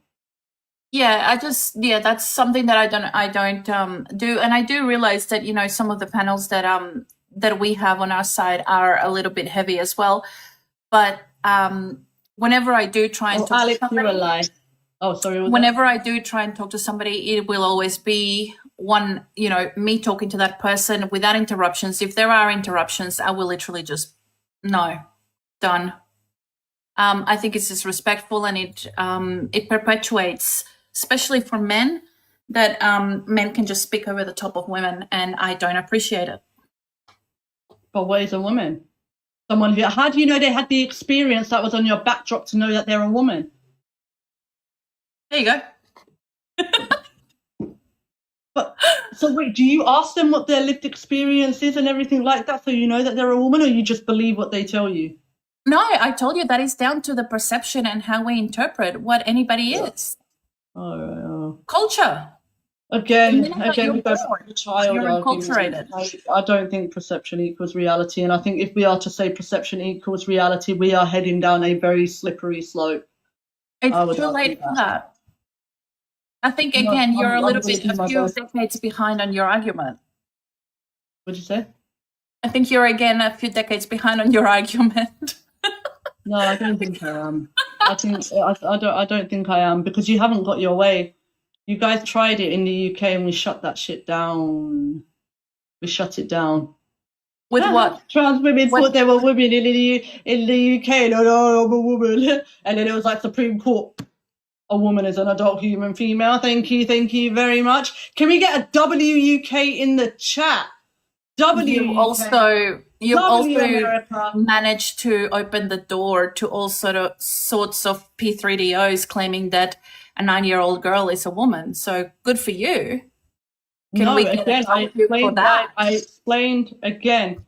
You're the one that says perception equals reality, and saying that a child perceived an as adult, then, if society deems something in some way because it's a social construct and whatnot, right? I've explained to you why the Equality Act writ that, put it in that term. Do I agree that it needs further clarification because people like you would misconstrue it? But again, if a 10 or 11, 12, 13-year-old girl ends up being pregnant, she is covered under women's health. That is why it says woman. You know that you are cheering for a change that you actually oppose. Again, you are straddling both sides without actually picking a side. Absolutely. You want to protect children. I understand that, and so do I. But you know what? Protecting children at the cost. You don't protect children by lying to them. You don't tell them a man can be a woman. You don't tell them that they're looking for male sex and you're going to tell them address him as she, her. That is a lie. Actually, that's no, because again, we're talking about social constructs. That is a woman. Children know the difference between males and females. They know, even at birth, they know to. Actually, children know the difference between men and women because, again, they're not carrying around a karyotyping test, and even chromosomes are not determinants of sex. I mean, come on. No, they are. There is no actual biological consent. Right? No. Chromosomes determine sex. Gametes define sex. Where did you say chromosomes don't determine? Carry genes, the SRY gene, depending on if that is activated or not, would take you down the Müllerian or Wolffian pathway. Chromosomes are deterministic, gametes are defining. Yeah. Trust me, I know my shit on biology. I understand that you know that because I bet you were dying to bring up the Müllerian pathways. But you know what? At the end of the day, when you're looking at sex, right, there are aspects of sex that are malleable and changeable, and there are aspects that are not, right? And those aspects that are malleable, they change, and they can be changed, and we've been able to change them. And if we have, if we have the ability to change them, then what? What are you going to do with that? And you still don't have a consensus amongst biologists about how many of those aspects you need to have in order to be determined to be female or male. And on top of that, right? You agreed. Yes, we do. On top of that, you agreed that there is a social aspect to gender, which makes it a social construct, which means that it's irrelevant what your sex is. No, so you it's can not have your irrelevant. It is important what the sex is. Sex isn't defined. It's like defining a cake via its ingredients. The ingredients are not the cake. It's what those ingredients put together, they make the cake. Eat the cake. It's about the icing of the cake. Right. So the ingredients of the cake is not the cake. These ingredients are used to make the cake. And again, we're back to essentialism. The chromosomes and everything, it, again, is defined. Evolutionary biology defines sex as reproductive strategies. There are two reproductive strategies. You have the Wolffian pathway and then the Müllerian pathway. That is it. There are two gametes, small gametes and large gametes. And then the small gametes shoot out little shooters and they go to the egg. And thus life begins. W biology.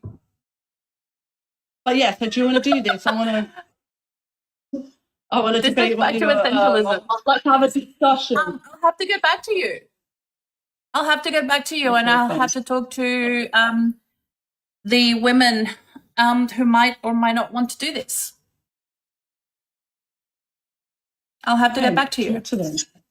Have cake with them and talk. Oh, I want cake. Goose wanted pie. Yeah, Goose, you have pie. But are the ingredients of pie? Or do the ingredients need to come together and make pie? What kind of pie do you like? I like apple. Apple pie is good. I like pumpkin pie. I don't know about pumpkin though. We're talking about pie. My girlfriend's just looking at me going, "You're weird." Okay, so I will get back to you. I'll let you know. Yes. Oh, yuck! Yes. Potato pie. Ugh. Yuck. Potato mince pie. No, it's potato pie. And if okay, we can do that. Yeah, I'll let you know. I'll get back to you. Yeah, I'll let you run off and get some sleep or go and check on your mum. Yeah, it's now 3 a.m. here. Go get some sleep. No. No? I'm woman. Don't tell me what to do. You know, there's plenty of lesbians that would just love to be told what to do. Well, I guess we can call it here. Well, you have a great night. And this was interesting. I would love to maybe at some point. I'll send you a list of reading. I'd like to revisit this at some point if you're good with that. Maybe you and Alex, or we can do one-on-one again. I'll send you a list of readings so you can read about the different No. conceptions of gender. Why? I'm going to send you a list of readings. That's fine. I love reading. Okay, so you read, I read. My Alex, do you house want to is read? like a library. What about Alex? Do you want to get Alex? And we can have a discussion like this. Alex, are you up for it? We all read and we come back. You send me 2 books. Alex, you send me 2. I'll read them. I send you something, you read them, and then we come back and we discuss it. Oh my gosh. Like a book No, club. not right now, Alex. Like at a later book date. club.